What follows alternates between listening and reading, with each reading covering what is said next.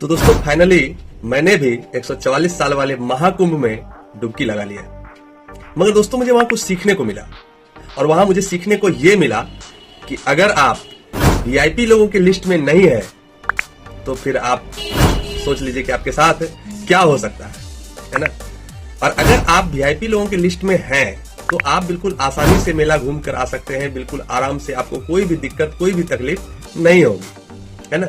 और अगर आप वीआईपी लोगों की लिस्ट में नहीं आते हैं तो आपको प्रयागराज स्टेशन से संगम घाट तक पैदल ही जाना पड़ेगा, और संगम घाट से वापस फिर प्रयागराज स्टेशन तक आपको पैदल ही आना पड़ेगा।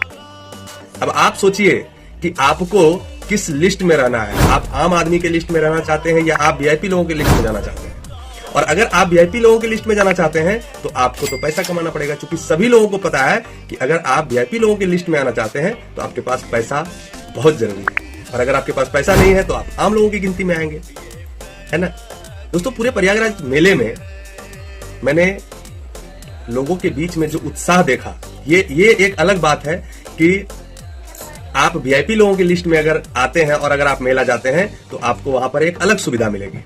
मगर जो उत्साह और जो उमंग आपको उस भीड़ के अंदर देखने को मिलेगा वो आपको वीआईपी लोगों में देखने को नहीं मिलेगा, है ना। दोस्तों बहुत ही दुखद घटना है जो 29 तारीख की मौनी अमावस्या के दिन जो भगदड़ हुई, उस भगदड़ में जितने लोग मारे गए उनको लोग कौन थे पता है? वो लोग आम लोगों की लिस्ट में आते थे। वीआईपी लोग क्यों नहीं मरते हैं? उसका कारण बस इतना ही है कि उनके लिए, वीआईपी लोगों के लिए एक अलग सुविधा है। मैंने देखा कि संगम नोज पर जहां पर लोग स्नान करते हैं वहां पर आधे हिस्से में ही लोग सबसे ज्यादा क्राउड में थे, सबसे ज्यादा भीड़ में थे, और उस भीड़ में बाहरी लोगों का आना इम्पॉसिबल था। मगर उस आधे हिस्से के दूसरे पार्ट में वीआईपीओ के लिए एक अलग सुविधा थी। बिल्कुल संगम का आधा हिस्सा बिल्कुल खाली था दोस्तों, है ना। इसलिए मैं ये कहता हूं कि आप जितना जल्दी हो सके आप पैसा कमाइए और वीआईपी लोगों की लिस्ट में आइए।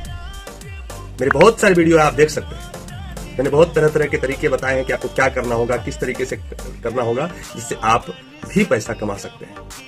हालांकि दोस्तों मैं तो कुंभ नहा कर आ गया, है ना। आप भी जाइए और नहा कर आइए, लेकिन 20 किलोमीटर पैदल चलना पड़ेगा। बहुत बहुत धन्यवाद दोस्तों। जय श्री राम।